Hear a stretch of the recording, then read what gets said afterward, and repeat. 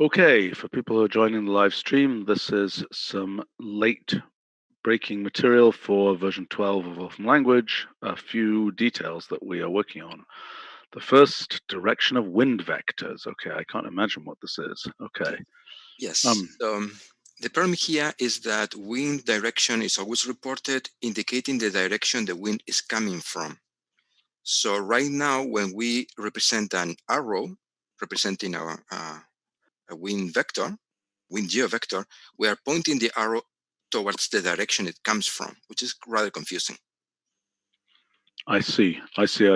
So when the wind direction is reported, okay, so wind vector data is reporting the direction the wind is coming from. Exactly. So we want to disambiguate that, and there's a suggestion further down on how to do it, which is separating the technical notation upwind GeoVector and downwind GeoVector. Downwind meaning towards the direction it flows to, upwind being the direction it comes from. So you explicitly need to ask the one you want. So wind vector data, what would it default to? Right now, it's returning a vector pointing, which is a list pointing the direction it comes from. And wind direction gives you the bearing it comes from. So try wind direction, for example. Wind direction data for, I don't know. Bracket, or here, whatever. Yeah, I don't know where. I was going to try some place where I can figure out where it actually. It's not very windy here right now. Let's take a look.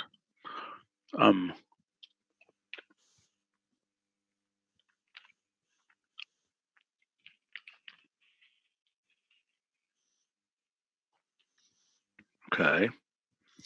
And so the wind direction vector. I see. Wind vector data. Well, maybe we made a mistake in wind vector data. Well, we have been discussing this, and if you go to any piece of literature or the Wikipedia page, etc., they immediately say we need to report the direction it comes from, and they give some arguments, like a northerly wind is a cold wind, right? So you are interested in where is the wind coming from, because it will bring humidity or whatever from that place. But so this vector direction, so if I take the arctan, so it has to reverse. So that notation is latitude versus longitude. Okay. So, right. Oh, yes. So this is a bug reported. It should work with quantity. Okay. It's a quantity. So you will do a quantity magnitude. Okay. That's a bug in arctan, right? Yes, in the quantity framework. No, I mean. Yeah, right. Okay, and so then divide by degree.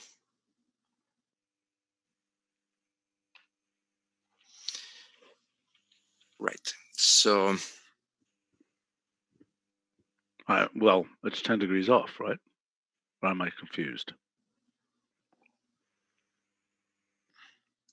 I mean, it might have changed, I suppose. So. No. I think we are hitting here a separate issue. Okay.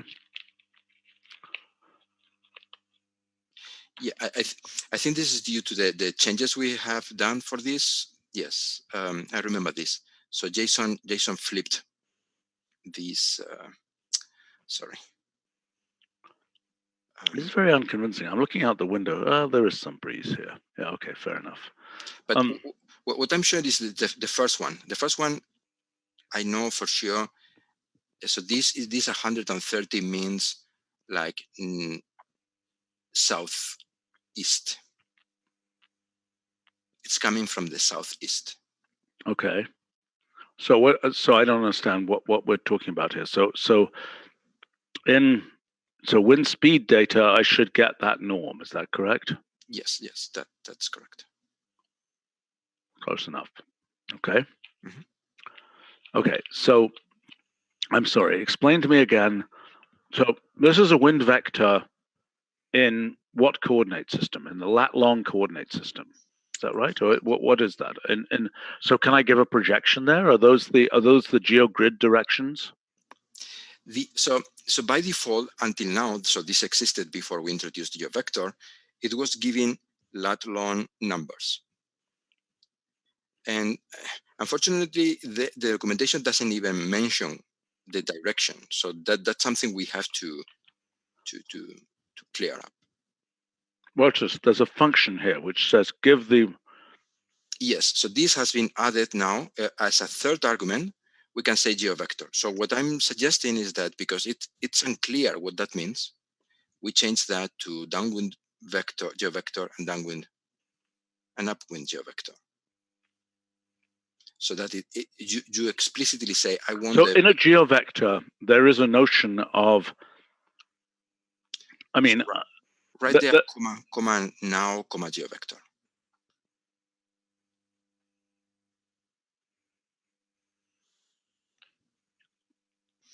So that's telling you this is a GeoVector located at this location. That's the norm, and that's the direction. So now the question is, what is the meaning of this direction? The direction is pointing to, or the direction is coming from? Yeah, I understand. So that's ambiguity. But a GeoVector itself, normally a GeoVector goes from there to here, right? Exactly. It goes. But you're saying for wind, the convention with the arrows. No, wait a minute. The convention is. Go ahead. The convention with the arrows, if you go to any site showing maps of wind, they will have the arrows flowing in the same direction of the wind. It's just that when you say, what's the direction of the wind, you report the number, the compass direction from where it comes from. Okay, look, to me, it seems like we just messed up WindVector data. I mean, I hate to say it, but it seems to me the WindVector data should be the vector of the wind, probably as a GeoVector. I'm a bit scared of changing something that may be used in multiple places. So I think. Well, maybe we need a different term. Wind GeoVector data. Maybe we should retire WindVector data and call it Wind GeoVector data. And get that right. I'm not sure. I think this is a bit too much. So experts will, and there is actually a Wikipedia page on wind direction, and the first thing they say is report the direction it comes from. So I think it's correct that wind direction data, for example, well, sure, that's fine, but that's the direction data. But WindVector data is asking for more than that. Is Michael in this meeting by any chance? Because I think he was involved in the original WindVector data. He's not. He's not. No, he has other meetings at this time. Okay. Look, listening to what you're saying, okay? My favorite solution would be to have a function called wind GeoVector data and have it do exactly the right thing. Have it actually generate a GeoVector, which is unambiguous and correct. And the GeoVector would be along the direction of the wind, so to speak. So that then if you do a GeoStream plot, it'll just be right. Still not convinced, Stephen, because imagine now the geomagnetic model data and the geogravity model data, they also report vectors. So I think it's better to have a consistent third argument that says, I want this. Okay, well, hold on. So let's look at geogravity data. Yep. I mean,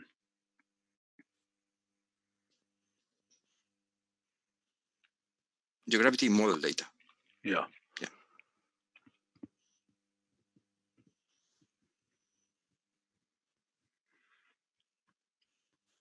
Oh, those are nice. I hadn't seen those before. That's not correct, though. What's that doing there? I don't even understand that. Well, okay. In any case,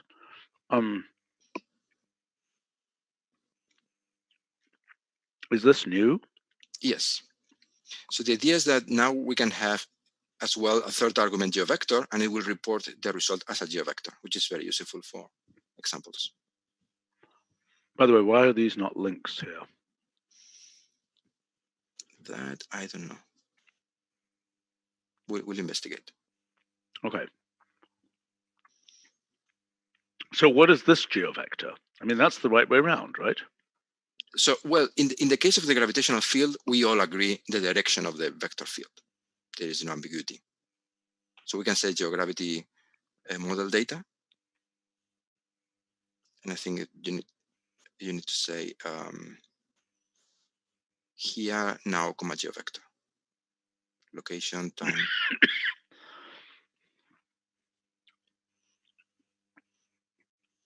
I'm not sure you need, yeah, it works. Mm-hmm. Okay. Okay. So, you know, that geogravity, Mm-hmm. I'm totally confused by this. What on earth does that mean? Why Yes. isn't it an acceleration in all the directions? Well, that's the GeoVector ENU. Change GeoVector to GeoVector ENU. So it's just a matter of which coordinate system we are using. So this one means the horizontal norm, the direction in the horizontal plane, and then the vertical component, which is most of the vector in this case, of course. Right. But if you write GeoVector ENU, then you get what you are expecting, which is the, do normal of that, please.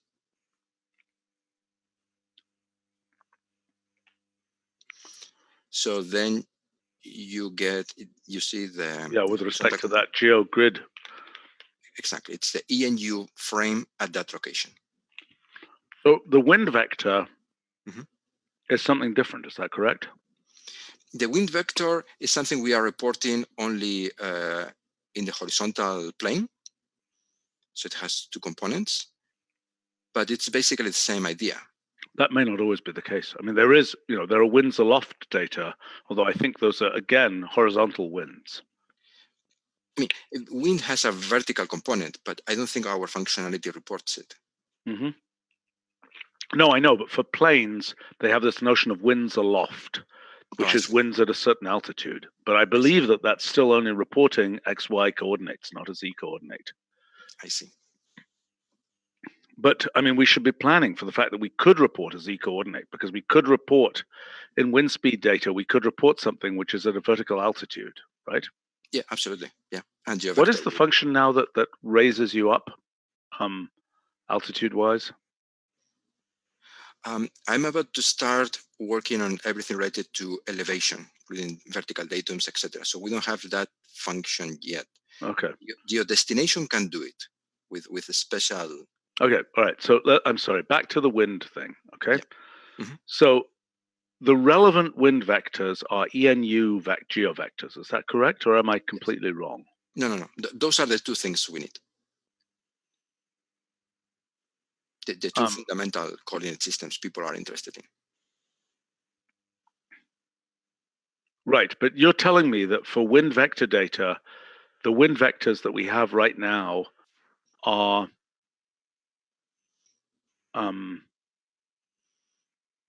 what? I mean, this is in what coordinate system? Because this is yes. So the wind.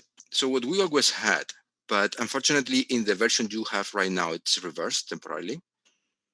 It was always a list of two numbers, lat long components of the vector.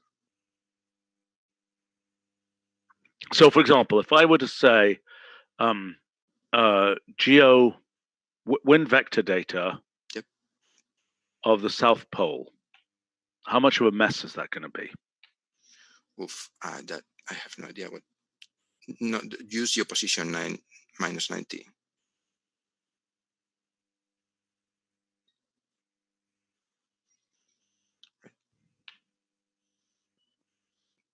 Who knows? So if we go,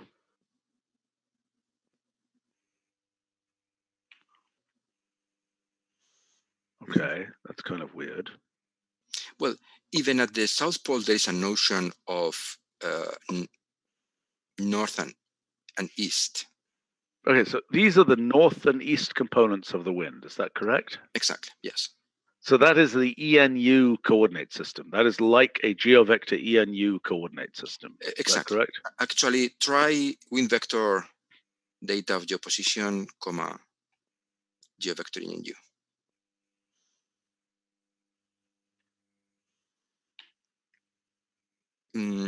This needs now. Insert now. But by the way, Sushma, this stupid bug where this is the horizontal I-beam is showing up is still with us.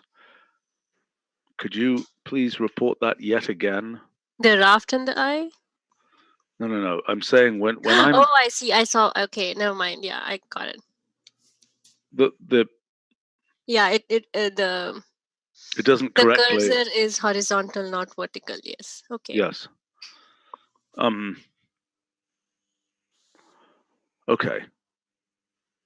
All right. So what are we seeing here? So we're seeing that's the location, that's the direction in the ENU coordinate system. Exactly. So this GeoVector ENU reports east first and then north.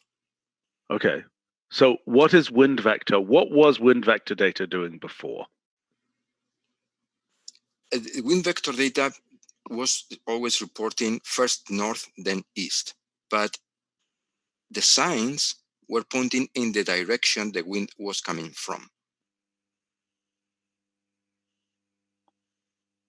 Okay. So WindVector data was reporting in the ENU coordinate system, but the only issue is that the thing is inverted.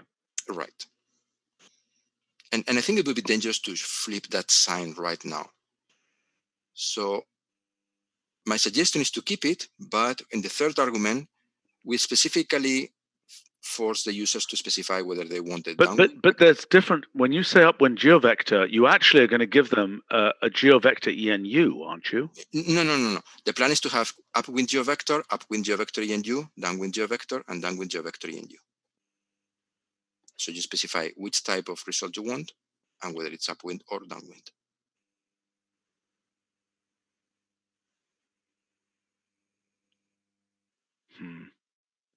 I see. And the reason you don't like my wind GeoVector data is that even that is not really presenting it as an ENU vector. Exactly. Yeah. We would need still the third argument to specify the type of GeoVector, and then it would open the way for other functions related to various other things. When do people use GeoVectors that aren't ENU? Well, it depends. I mean, if you are interested in say the direction, if you want to see the norm and the direction, you will use the other one. Sometimes imagine. Yeah. It depends on what, for example, in input, who knows what they will have in input. Okay, but a GeoVector, not the ENU. So the ENU coordinate system, it's very clear that at any given point on the Earth's surface, there is an east and there is a north. Right. Even though at the South Pole, for example, there's a singularity in the coordinate system and the east is kind of stupid. It is, but even there we follow the standard that you first look at what is north and then you take east to be the perpendicular to that. Okay. Well, what is north at the North Pole? Well, you follow the meridian, the Greenwich meridian. Okay. And that's the convention. At the North Pole, north follows the Greenwich meridian. Right. Do we say that anywhere? Do we document that? Perhaps in GeoPath, because this becomes important when you have geodestinations and GeoPaths and things like that. Okay. All right. So, okay, in the GeoVector case, is it obvious what coordinate system you're using? Well, it's documented, and the answer is what is the coordinate system? It's so in that case, boy, I just did not think this was such a complicated subject. I thought this was going to be a 2-minute discussion. I thought too. Yeah, right. By the way, Sushma, still a bug that this details is not showing up with its thumbnail there. Yeah, I think that's something Brian does manually every version. So, well, he better get it done. Yeah. Yes. So that's the diagram. It's starting from the ENU frame, but the convention is bearing. So it's starting from north clockwise. So it's the norm, and then. I see. Oh my gosh. Boy, this is confusing. It is, but we are trying to very hard to follow the standards in this field, which are not very well chosen, if I may say. Right. Okay, there are various comments on our live stream that are kind of interesting here. First comment is people wanting animated wind maps, which I believe we should be able to do. If you've got the wind data, we should be able to animate it, right? There's nothing, GeoStream plot should animate that just fine. Yeah, absolutely. If we have already the data, yeah. Well, we have the data actually. Okay, someone is pointing out here that, yeah, I think we're in a good position to do this, that you can make these cute wind rosettes at different places showing the example. Yeah, we have that, don't we? We have a visualization function that does that. I believe it's a radar plot. If we don't have radar plot, I thought we had radar plot in this version. Anyway, okay, so yes, we are able to do that. NOAA reports wind vector and temperature. Do we make temperature available? Yes, we do. Temperature data. Instead of having star ENU variance, why not provide a conversion function? I believe we do that, right? If you say GeoVector, if I said GeoVector of %13, I believe that will now give me the GeoVector corresponding to that GeoVector ENU. Exactly, yeah. It follows the standard of geoposition that are both containers and converters. Right. There's a comment about integrating 3D satellite data. That is an interesting thing to have. I don't know whether we've looked at getting that actually. 3D data on the atmosphere. Well, we do have the data of the trajectory for the satellites, and then we have this project of having flight data and geotrajectory. No, I understand, but this person's comment is, Ethan's comment here is, there is satellite data from, what on earth is it from? It's from Doppler measurements, right, of the atmosphere at different depths, which gives you, I think, the 3D view. I seem to have an example here of a typhoon. I don't know exactly how this works, but yeah, I mean there is some. We should ask the data team about 3D atmosphere data. It's probably not very high resolution. It's probably not as high resolution most of the time as the stuff we have from the surface, but it would be nice to have that. The very least, people can do great calculus problems, actually integrating over vector fields and things. Okay, all right. So I guess I am. Yeah, I agree with the live stream comment that the Z direction of the wind would be useful to have, and I just don't know whether that's I believe not normally available. I mean, I think that the phrase I believe in the biz of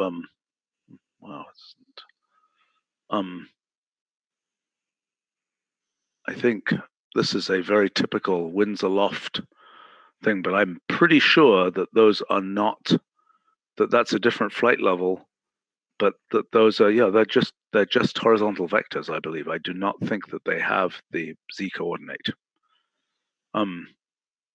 However, this does show that there is a, yeah, that we could, in principle, if we can represent, since we can represent the elevation here, we should be able to get the winds aloft, at least at low resolution here. Okay, that's a future thing. All right, look, I'm agreeing with your upwind GeoVector, downwind GeoVector, upwind GeoVector ENU, downwind GeoVector ENU. I think there's no other solution. I'm a little disappointed that the default is a little bit weird here. And I almost feel like, you know, is the default ever going to be what people want, is my question. Well, I think I started recently in the same direction, but then reading the literature, they all agree in reporting the vector from the direction it comes from. And they give multiple arguments like... Okay, fine. So we're doing what the literature says we should do. Exactly, yes. Okay, fine.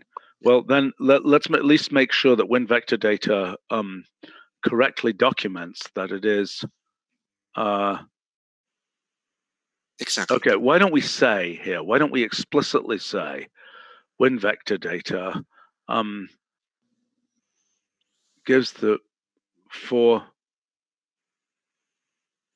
most recent weather station measurement. WindVector.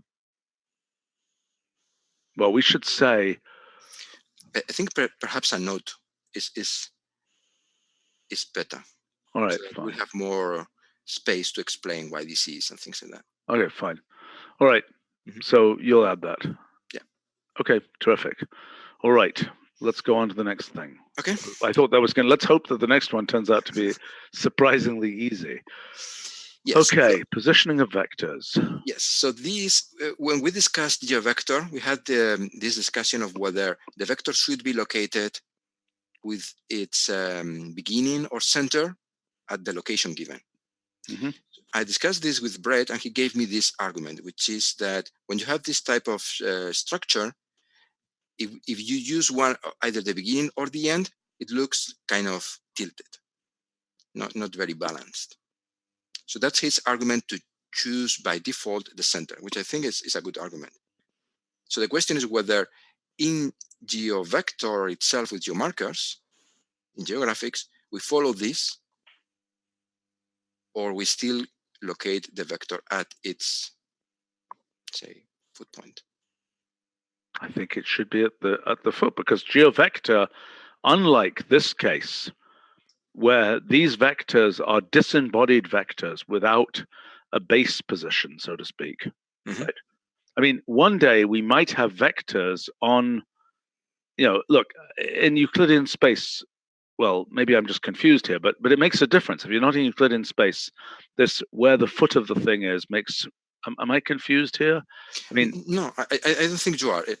It's just that the visualization for fields, which is what vector plots worries about, may be different than from the visualization of a single vector or a few vectors, which is what we worry about in geographics. Yes, I agree, but isn't it the case?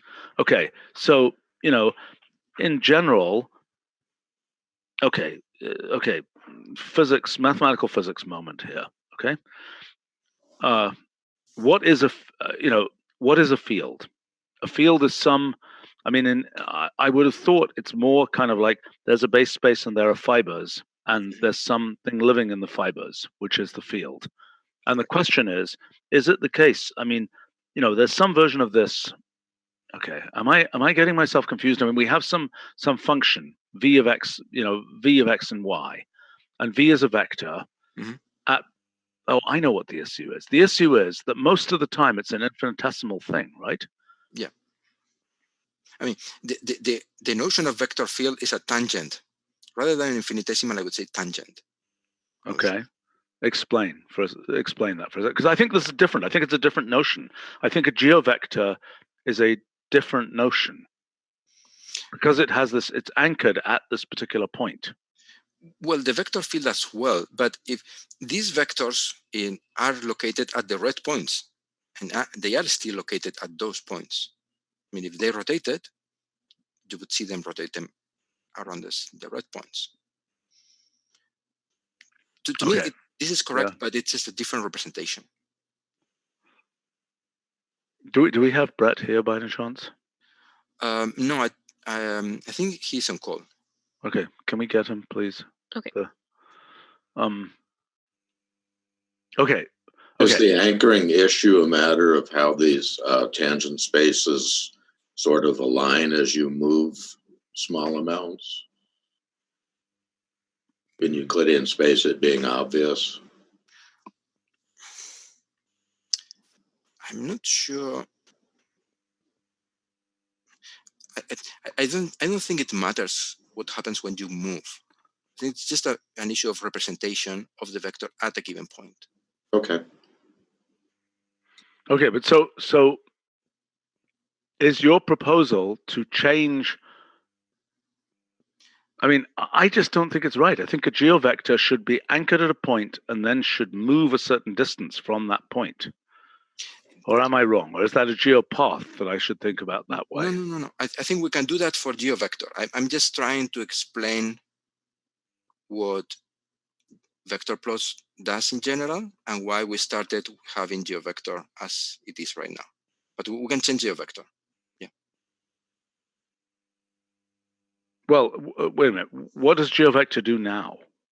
Right now, it's, for example, in the map you have above, that map of Champagne, you see the arrow is being centered at the center of Champagne.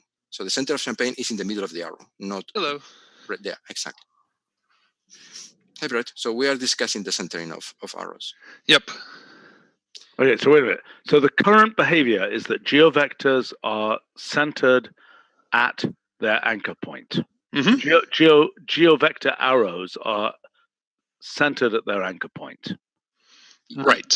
Yes. Okay, so, and the discussion right now is, should that be changed? Right.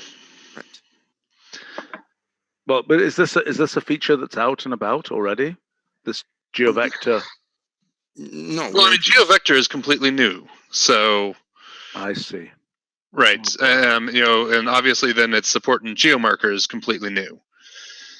I mean, so the centering of the vectors is what list vector plot and vector plot do by default. I think it's going to look stupid. Look, if GeoMarker, if you've got a picture if the GeoMarker is a library or something, you know, we've got all these icons for GeoMarker, or a volcano, let's say. Let's say the GeoMarker is a volcano GeoMarker. Don't you want the GeoVector to come from the volcano rather than for the volcano? I don't know. Well, I mean, so let's go back to the wind data that you were talking about a little bit ago.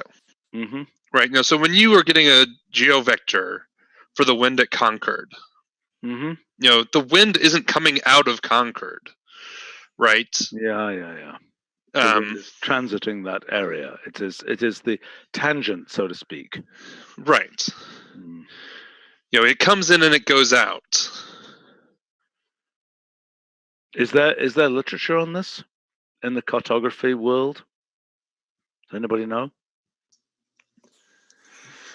Well, I think the important thing here is to have the freedom to let users to choose what they want to represent, and they have this ability of choosing using. No, I know that, but I mean the fact that GeoMarker. So let's look at. So the main issue is, what if a GeoMarker is not of a single point, but instead of a vector? Right. Is that geo position? So for example, when we use the marker, it's the how do you say, the pointing part of the marker that is located in the location. Right. For the default one, it's the tip. The tip, exactly, the tip. But if you use, like, you know, a museum or something, I'm not sure. I mean, I suspect that it looks like an arrow through the museum. The museum's been shot with an arrow. I mean, that's what it's going to look like if we put it at the. I mean, but I don't think you're going to have a GeoMarker for, you know, the museum and the arrow at the same time. Why not? You've got volcanoes. I want to show what direction the plume of the volcano goes in. Right.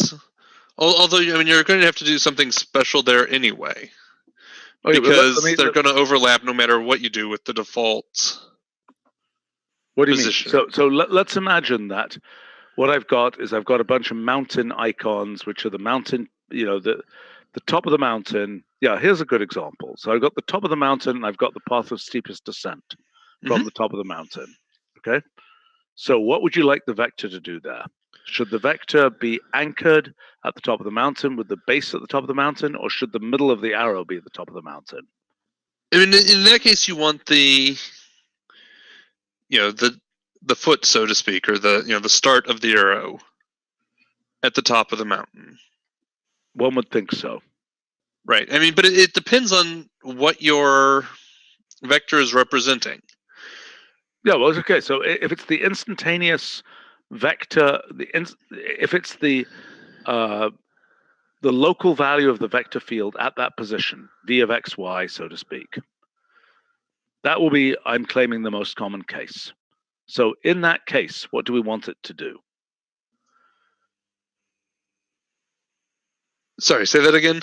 I think the most common case is you've got a vector field like wind field or something, or like, some, let's say you've got watersheds and you've got the direction that the water is going at a particular point. Okay. So those are a couple of cases, and that what you'll have is essentially v of x, y for a grid of x, y values. So if it's coming from a field like that, I think by default it should be centered. I kind of am beginning to agree with you. I mean, for a couple of reasons. One is conceptually, as with the wind, it's sort of the right thing, right? That the vector isn't really starting at that point; it's passing. Yeah, all right, okay. All right, listen, I think I'm convinced.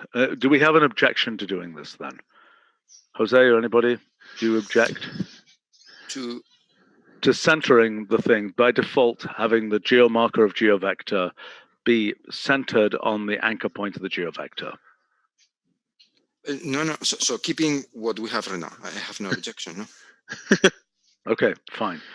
We have an interesting comment on the live stream about making arrows have an interpolation order in vector plots. And in other words, having the arrows not be straight in vector plots. I thought stream plots did that. I mean, stream plots curve, but you end up. I mean, you get the whole stream. I don't think we have a way of really doing curved discrete arrows. Although we could, because there's an inferred vector field, correct? Well, not necessarily, because a vector plot. I mean, the vector plots assume that there's a field. I mean, yeah, but the list vector plot does. List vector plot, you just give it the values, but it still assumes that there's a field. Right. Well, I mean, list vector plot, even if you give it an array of vectors on a nice regular grid, it by default interpolates the field and resamples it to draw the vectors. Okay. Well, it's a good suggestion then. Should see what's involved in doing that. Okay, fine. So positioning of vectors, we're agreeing to leave it as it is. Okay. I think that was it for you, Brett. Thank you very much. No problem. Okay, see you. Okay, we are knitting numerator denominator. This better be an easy one. This really better be an easy one. We just discovered that. We forgot this one. Okay, so, okay, fine. Does it also do, gosh, this horizontal I bar thing drives me crazy.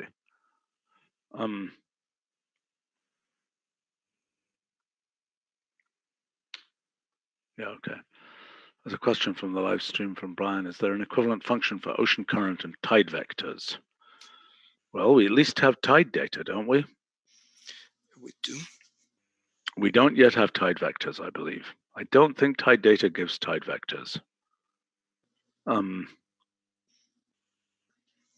No, Luna.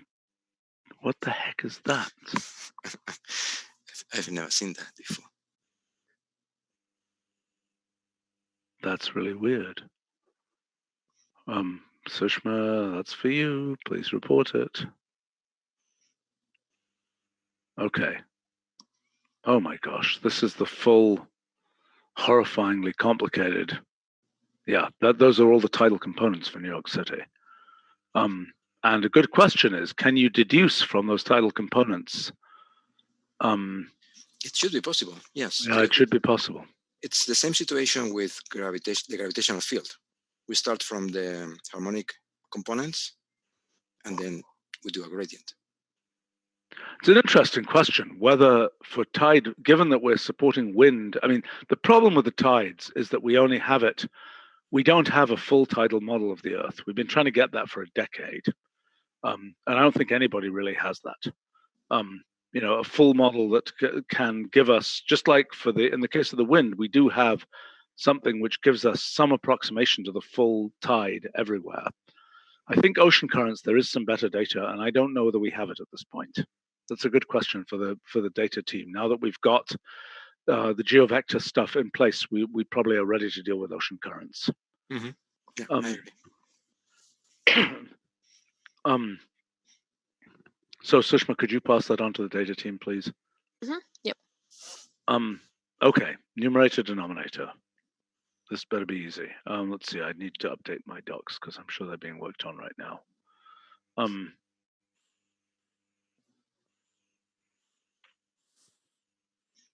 Okay. Yeah, well, I suggest this page, rational functions.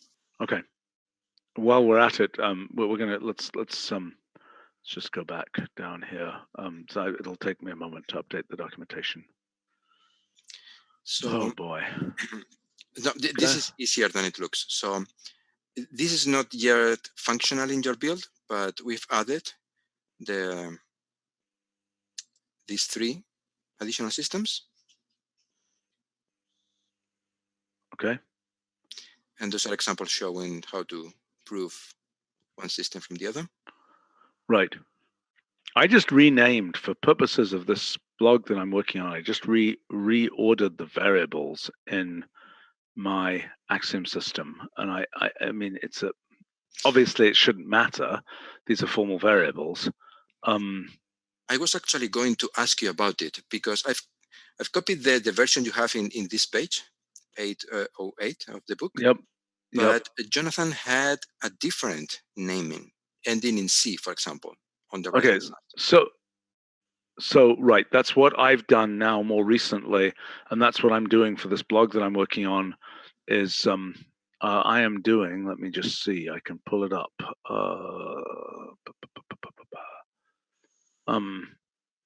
My gosh. So you prefer a different version? I would prefer a different version. I would prefer a version where it reads AB at the beginning here. Although I don't know whether that A at the that A. Hold on. Let me just pull this up. I think I have a version actually in. I mean, it's quite coincidental that I'm working on this random thing.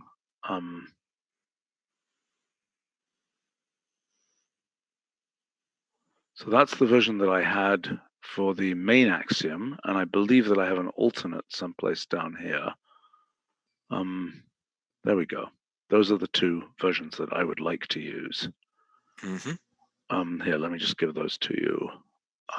Is PQ or do we use AB? I don't know. What are we doing for the other ones? We use ABC in general, yeah. Then that's probably what we should do here. Why isn't this working? I'm copy pasting and it's just not working. It's really weird. Well, I have, okay, so I have the 2 in some crazy format here. I have unless this fails to copy. No, there we go. Okay, so I'll send this to you. It's a little bit messed up because it's got, but those intrinsic pieces here. Oh gosh, this is, so if you map A to C here instead of PQR, we do use ABC. Okay. Okay. I think it's. I think that's what Jonathan was using. If you write axiomatic theory Wolfram axioms, you get what you want. Okay. All right. Okay. Let me check here.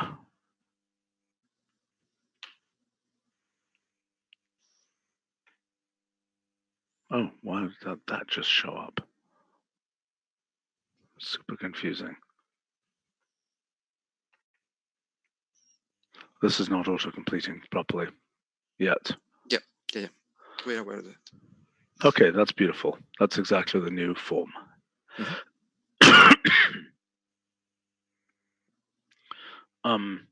Okay. Let's see. We are ready to do the axiomatic.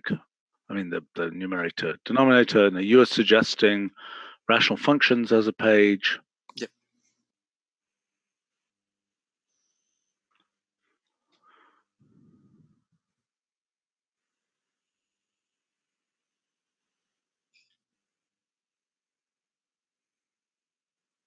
Should we just put it there on that line? Numerator, denominator, then polynomial remainder, polynomial quotient. Yeah, I think so.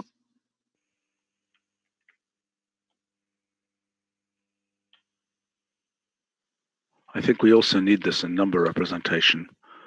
And let's just check that it has correct links from numerator and denominator. Yes, it does. Okay, so isn't there one for number representation?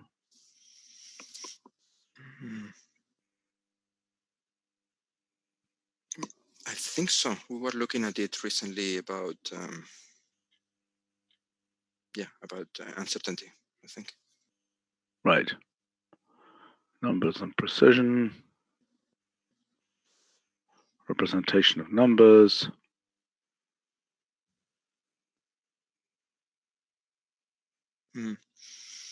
Well, it should be here.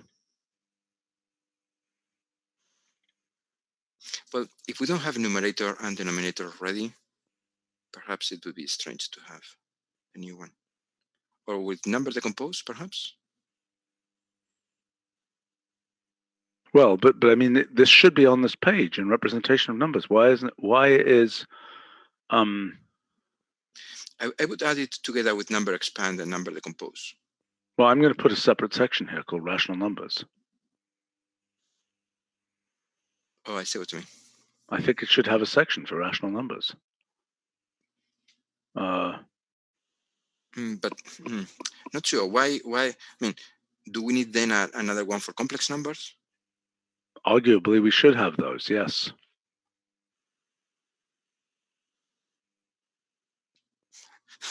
Then it's not going to be a 2 minutes change. Well, here, it's not going to take very long. Rational numbers, and we need complex numbers, right?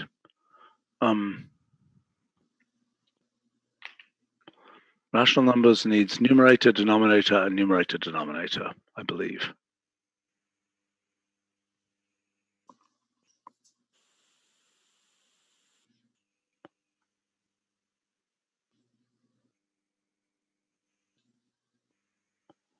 Rational number operations, well, and numerator, denominator. And complex numbers needs rem,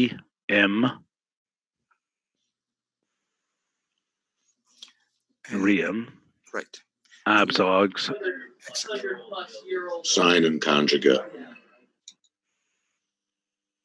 Okay. Abs, arg, abs, arg. Does that actually exist? Yeah. Okay. Yeah, it actually looks quite nice to have those 3 triples. Yeah. Sign and conjugate. You could say ADS, sign, and conjugate. But actually, sign it shouldn't be ABS is before. Sorry. I would put sign after conjugate, actually. But other than that, I think they do go together. Okay. Yeah. All right. Nice.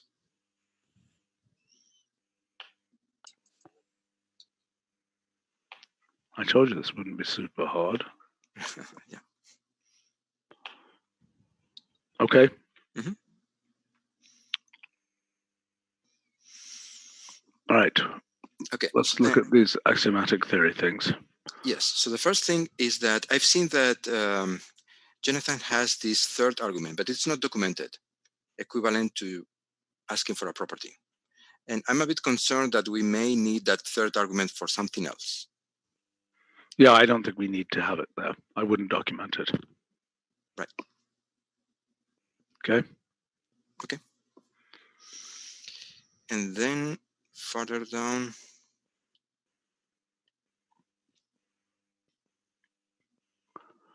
Collection of systems. Yes, so that's the collection we have right now. Yeah, hopefully this will get expanded. There's this student PK who was supposed to be getting us some more. Mm-hmm. Okay. So do you agree that we place this in alphabetic order like other? Absolutely, that's fine. Okay. I can't see any other order we could meaningfully use. Right. And then we are calling multiplication. I was wondering whether this should be product. I think it's a bit more standard to use product.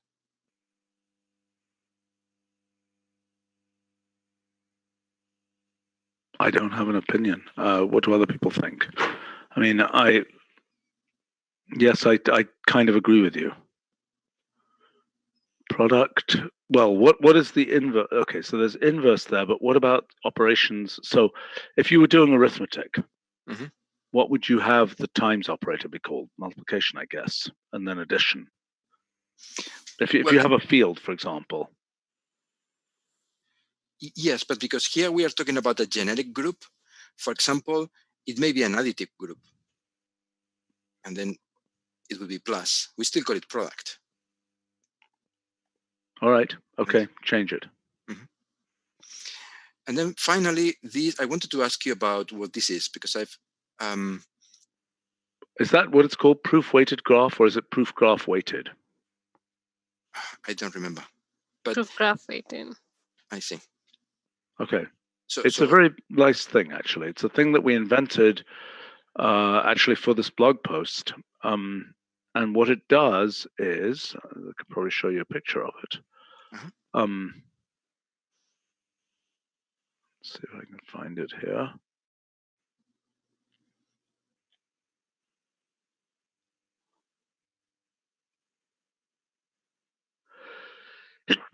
Isn't that a nice looking thing? It uses the betweenness centrality of a lemma to decide the size of the dot. I see. So it's the same graph, but the representation is different. That is correct. I see. I mean, I don't know whether weighted is the right. I think it's an okay term. Okay. We'll add that. Yeah. Okay. Yeah. Okay. That was our agenda. Yep. Okay. Can I ask the question? I mean, are we rushing on a bunch of version 12 stuff, or should we look at a few upcoming things? We're rushing on version 12. What do you mean rushing? Well, I mean, do we have a few minutes here, or do we have? Sure. Okay. All right. So, Sushma, where are we at in terms of projects? Actually, one thing that I was looking at with Raj was futurized pages, of which there turned out to be 1,600. Wow. Which is quite scary. And that include a lot of functions that are, made it part of the way, but haven't made it all the way through. And we need to be finishing some of those. Unfortunately, the thing I have here, see if I can pull up Raj's material. Let's see. Hold on.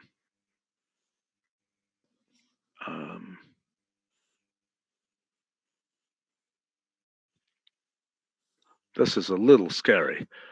This is sorted by time from first commit. Okay, so these are futurized pages sorted by time from first commit, and days since first commit. The earliest ones here are 4,900 days. Wow. Okay, but if we look through here, I don't know what. I mean, some of the things here are definitely,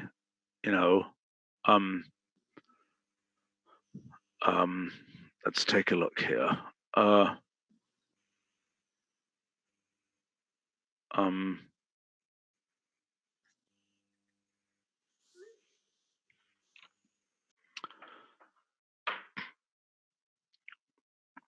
Recurring digits form. That was an early one, which was that one arguably should just be in the function repository. Yeah. Oh gosh, look at that. I mean, that was.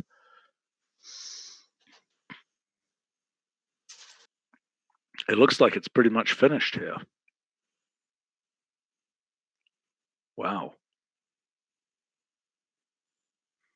I don't know why we don't just put this in. It looks harmless.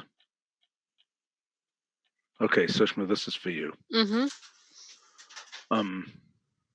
Okay, and let Raj know that particular one. So digit get, I believe, was a function. Let's take a look at that one. I believe, yeah, it gets the kth digit from a number. I don't know whether we care about that. That could go to function repository as well, I suppose. I think that's a good function repository one. Ethan on the live stream is asking whether Graph now supports callouts. I do not know the answer to that. If it doesn't now, it certainly should. Okay, this quadratic representation thing.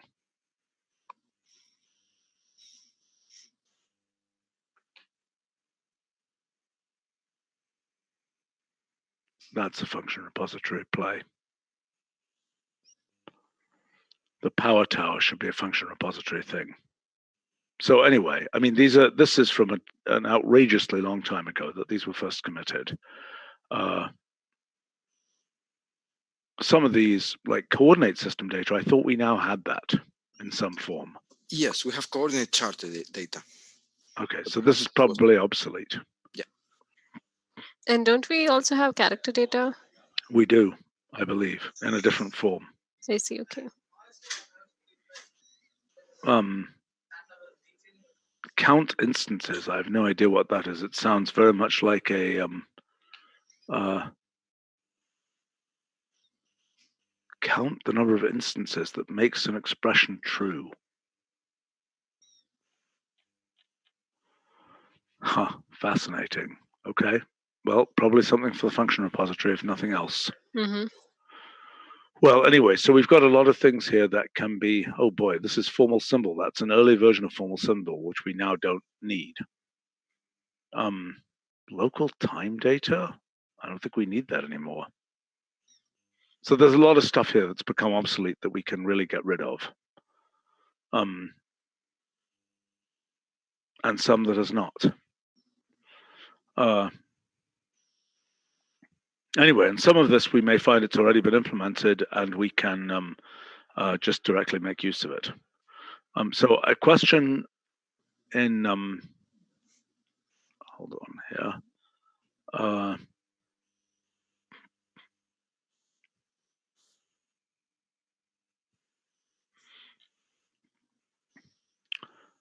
Let's talk about, okay, so I'm looking at my list of low-hanging stuff. So mean around, I can simply take off the list because it's done, right? Yes. Just pull up my list of done ones. Okay, so mean around is done. I also have on here semantic cases, which I know we need to work on. External value, that is effectively done, right? Mm-hmm. Yeah, I think they're working on it. Or yeah, I mean, it's been done for reading from external sources. It's not been done for writing to external sources. I see, okay, yeah. Okay, so next we have these things here for okay. The host registration data is same as domain registration data something. And it is. And it has been done but not documented for V12. Right. I'm gonna remove that from here and consider that done. I mean, that's still a bit of a mess. Okay. Next question is array association, which is our whatever the version of that. You know what I'm talking about there, where you take a bunch of keys and apply it to an array. We really have got to get that one done. Mm-hmm. What is the current status of that one? I haven't worked on that. I think we should have, I would place this function close to dataset, and perhaps we should have soon a dedicated meeting about dataset. Fine. I'm very and let's talk about this, at the same time. Exactly. So Sushma, if you can organize that would be great. Okay, this virtual machine function, Christian, I think is having some people work on that, although I'm not sure he knows the definition here properly. And if you could send that to him. I had sent that to him some time ago, but I will ping him again about asking about I think that's now current. Okay. Okay, find character encoding. What happened to that? So we had an implementation, but then it was not up to the mark as per Itai. And so we have now moved that implementation as an import option. Okay, So, yeah, I remember that. Okay, so listen, find character encoding should be provided in the function repository. yeah, that is also in my queue for function repository. Okay. That thing, glyph graphics, we certainly have what we need to do that. I don't know whether they want to make it. I mean, that's a John Fultz, Roger type thing. If you could just try and ping that again, I mean, I think we have that. That's just basically taking a glyph and turning it into graphics. Okay, what happened to all of our column functions? Well, I think we never agreed on what to do there, because this involves multiple things like the language of position specs and what to do with extract and all. So right. So I think we need to talk about that again. Exactly. Yeah. I really support having these column functions, even though they're special cases. But I think we need to discuss. But the main problem is that we don't know exactly what to do, what they should do. Well, fair enough. Sort of discussion of, do they collapse a full column into a number? Do they not? Yeah, I get it. I get it. Right. I remember now. That was the issue. So we should try and get a summary and then do that. Okay, the flattened thing. This has been postponed after version 12. It shouldn't be too difficult to implement, but. Okay. Do we think we have the right name? No, the last things we have discussed were flattened in or flattenable.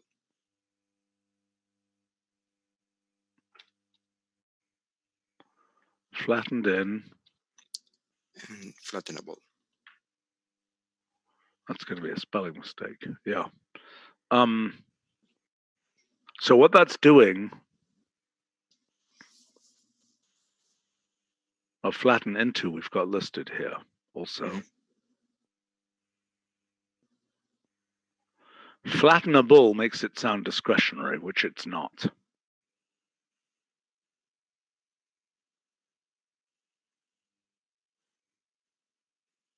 Or is it? It's only flattenable in a list, right? Yep. No, but what about this case here? Hold on. We discussed something like that, but then this gets complicated when we have hold functions in the second argument. I see. Okay. I mean, there's the word, words like spliceable, except we already have. Boy, did we deprecate the function splice? Wow, that's good. Spliceable, spliced.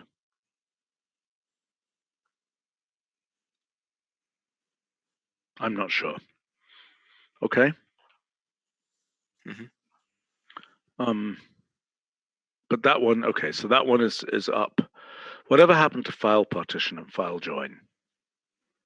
That was done. Let me check. But I think that is also something which was done. Is it done, or was it on the CSE agenda? I don't think it's done. Okay. Yeah. I think it moved to the CSE agenda. It is moved to CSE because that is why I wrote CSE there. But yeah, I will check again. Okay, so this whole business of line through, circle through, that is all part of the synthetic geometry project, and I believe is done. I mean, the conic through isn't done, but I don't think we're going to get that. Yeah, so I'm pretty sure this is done, if I'm not mistaken. Can we check on that? Or am I confused? Is this? There are some of these, but I'm not sure. We've got circle through. Actually, okay. So you know what? I'm wrong. This isn't done, and it should be done. Okay, I'll send that to them.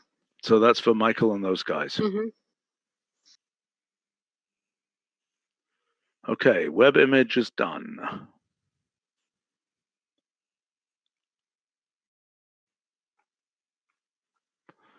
Spectrogram audio is done.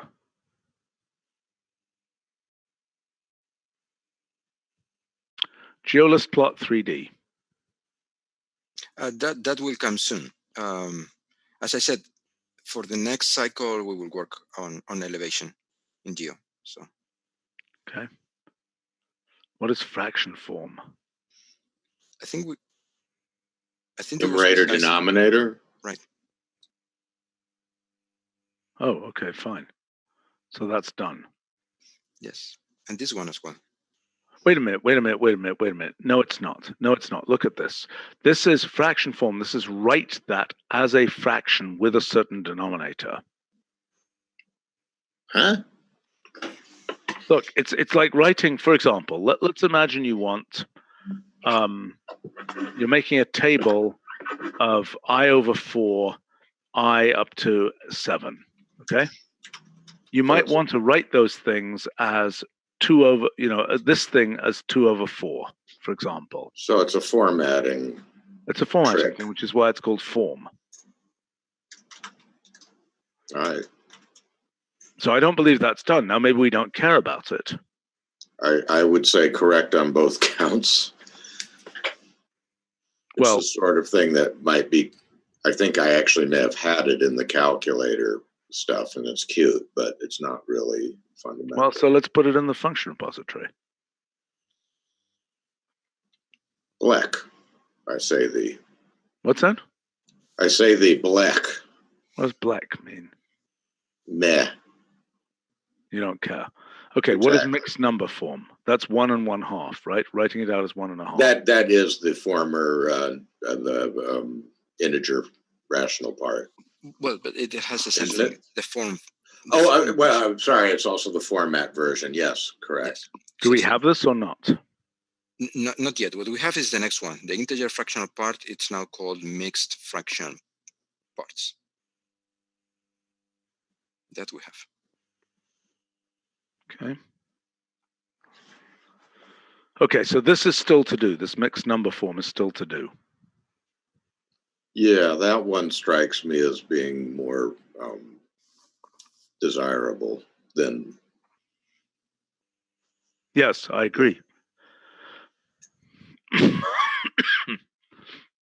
What on earth is this? Oh yeah. This is power trees for arbitrary functions. What's that? Right. Yeah. The power version of any product. Right. Using associativity if appropriate. Right. I mean, that to me is a function repository thing initially. Yeah, I agree.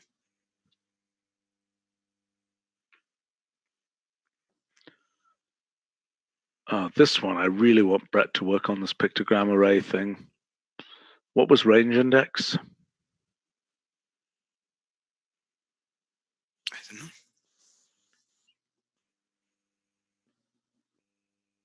I have no idea. Let's take a look here. I don't know either. Okay, I mean, I think we might want to abandon that one, given that we don't even know what it is. Okay, bitwise function. Well, that's a function repository thing, and that could be put in almost immediately.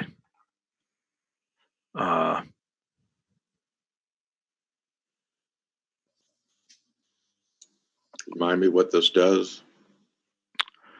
This is the analog of a Boolean function operating. It's like bit XOR, generalizing bit XOR to any Boolean function. So XOR becomes any Boolean function. So for instance, this example, bitwise function 150, 3 is a cellular automaton that operates on 3. What that takes is the bits from the numbers A, B, and C, okay? And the corresponding bit from A, from B, and from C, and operates with Boolean functions. So what it's doing is it's taking Boolean function 150, 3, okay? Is 3 the number of arguments here? Yes, yes, it is. And 150, there is such a thing as this Boolean function? Oh, yeah, number? Yeah. Okay. Here, I probably might do this. With luck, it'll show it. There it is. Very neat. So what that's doing is, so I mean, for example. Yeah, no, I get it now. So you want the bitwise version. Yes. I mean, that's a good, current window images, that we have that basically. Oh, molecule plot 3D. We very definitively have those now.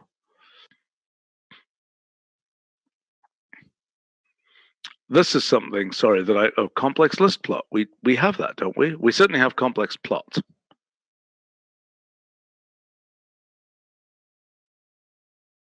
Do we care about? We have complex list plot. Great.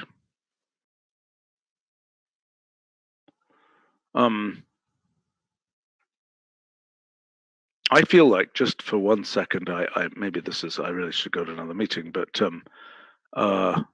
create notebook. I can do this, right? Function repository. Does that work? What can I say here? Ag. How do I do this? Is it in the new function resource? Yeah, function resource. There we go. Okay.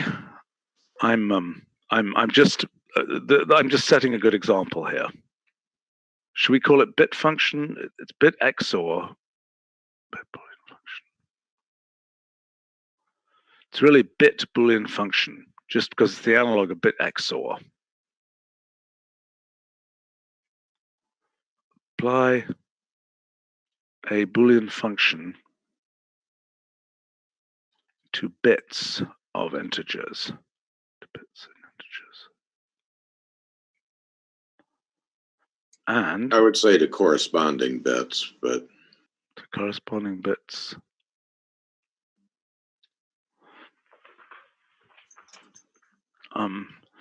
So, and the definition here is bit Boolean function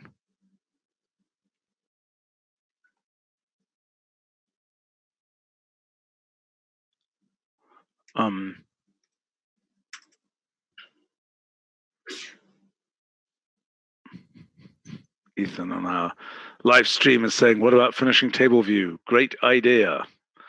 It is so close. Does this just do it? Oh, I wonder whether that works, to be able to say this thing that has an X and a Y there. I wonder whether that works in these definitions.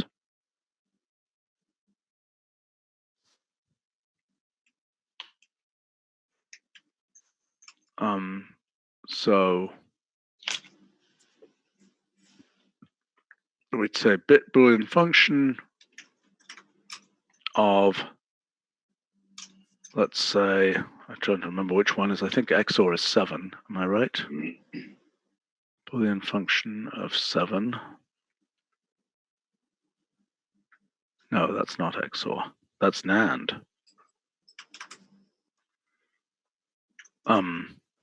Okay, who knows what XOR is? Yeah, we're wasting my time doing this. XOR will be 0, 1, 1, 0. Oh, for goodness sake. That's not what I meant. 6. Okay. So this should be equivalent to, so if I do 1, 2, 3, 4, 5, 6 here, then we should get, that should be the same as bit XOR of 1, 2, 3, 4, 5, 6. And it is. Good. I'm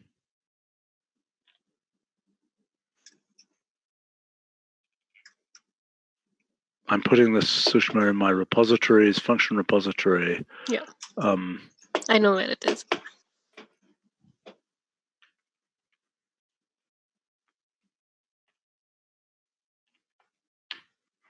Now, I don't know whether that subvalue form will work here. That we really need to check. So it doesn't. I assume that has to become a pure function there. So I assume that this gets definition of that, and it also has a definition that says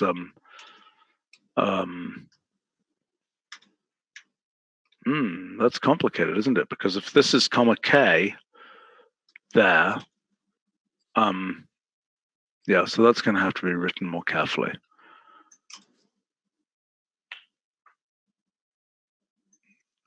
Just put a conditional length as k, length of the list form. I mean, you can insist on the head being integer if you like. I don't know if that's actually needed. Well, it is. It is needed. It is needed. We should have that on the first version too. Yeah, but we don't even need the first version after we do this version. Right. Length of that equals k.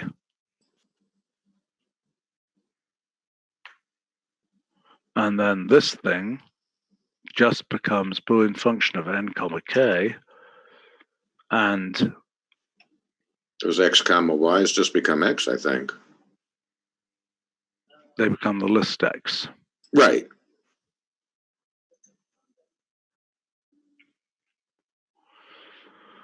And now we clear that Boolean function. Is bit XOR verogs? I don't know. I don't think so.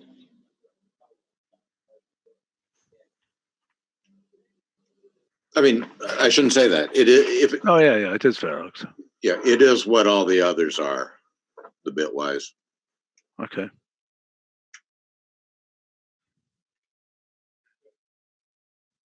So this just becomes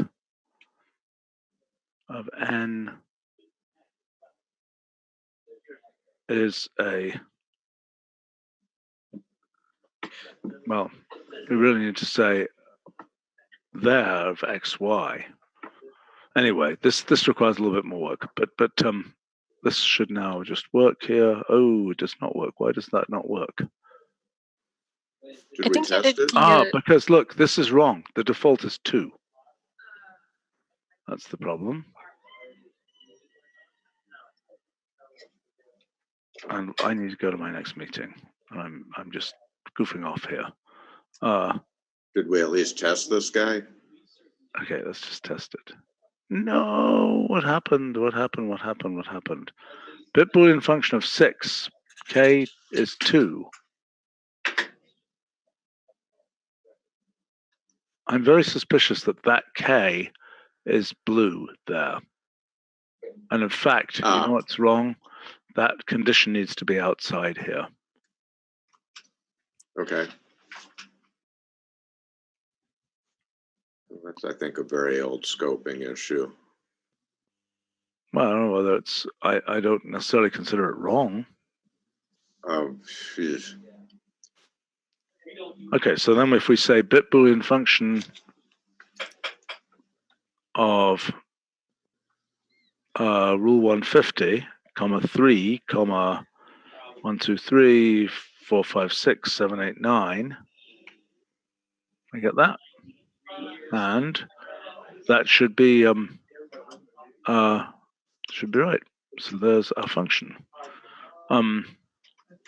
So this can go for cleanup to, I mean, oh gosh, should we take the 2 minutes to just write this? Represents, no, computes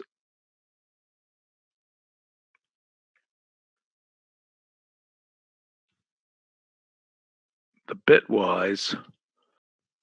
How do we want to say this? Bit XOR just says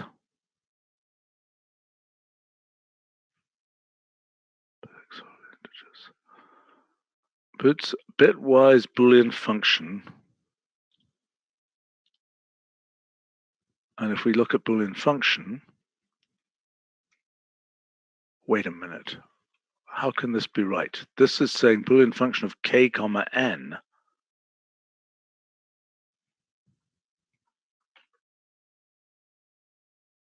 What? How can this be right? Oh, kth Boolean function in n variables. Oh, how super confusing. Yeah, okay, so this is very bad that we've got it this way around. Sorry, we got to change this. You see what I'm saying? This is confusing. This is, everything's correct except that we got this, the k and the n, a confusing way around here.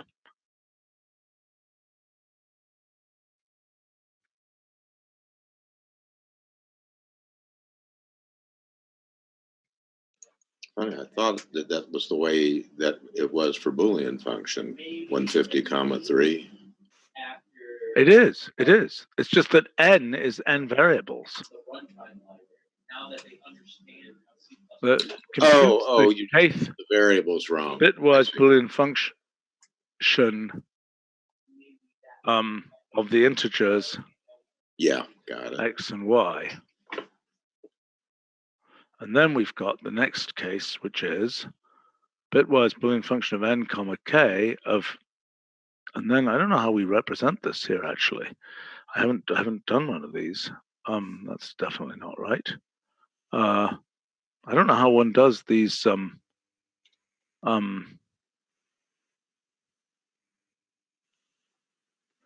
good question for the. Okay. Computes the kth n input bitwise Boolean function of the integers x sub I.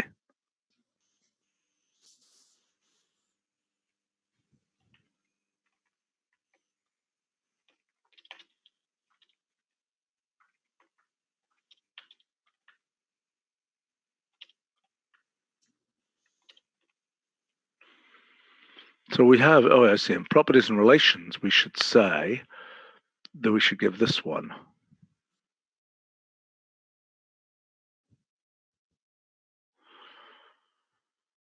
Although we might want to give that in basic examples as well.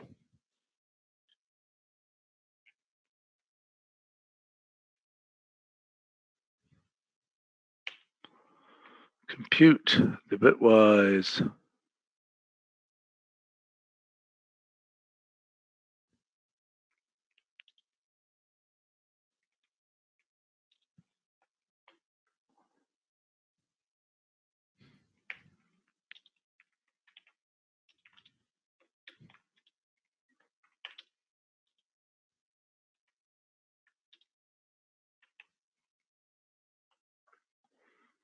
how does one make a do you know how to make a separator here? That should be in here. Anybody know? Great. That's a question for our fine team there. Mm-hmm. How do you make a separator? That should be in the toolbar at the top. I mean, I can completely cheat and I can use our separator from over here, but that's kind of not fair. Oh, it doesn't even work. Okay, there should be a separator for examples. Okay, good. All right. Well, thanks everyone. Thanks to people on the live stream. Sushma, please don't forget to to take this thing over. And there's several questions here about how this should be formatted, and how the sub-value thing works, and how the delimiter works. Okay, yeah, I'll bring that up. To be continued. All right. Thank you. Thanks to folks on live stream also. Bye.